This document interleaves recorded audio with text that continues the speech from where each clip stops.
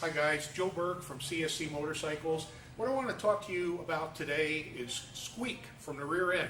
From time to time we'll get a call, hey, my RX3 is squeaking from the rear end. We've experienced that 2 or 3 times on our motorcycles here at the CSC plant. And what we found is that almost always, well in fact always, the ones we've looked at, comes from the lower link on the suspension, the rear suspension. You can get in there and spray till the cows come home with WD-40. You might get a little relief, but that's not going to fix the problem. And the problem's not going to be at the upper suspension link where the shock absorber attaches. It's always going to be the bottom. What you want to get to is down here. There's a link, a suspension link down here we call the wishbone, and there's also a link at the that it attaches to.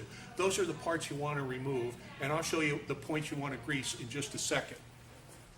These are the parts I was telling you about earlier. This is the wishbone underneath the RX3. This is a suspension link. What you want to do is pull these caps off once you remove the parts. They'll pop off just like so. Take this guy out. You want to put a good waterproof grease in here, goop it up really well, fill it up with grease, put these back in, put the caps back on, and then reassemble it. This is where, if your motorcycle is going to squeak in the suspension when you bounce up and down on the seat, this is almost certainly where it's going to be coming from. As I said, pull the caps off, grease it up, good waterproof grease, put the caps back on, reassemble the motorcycle, and you'll be good to go.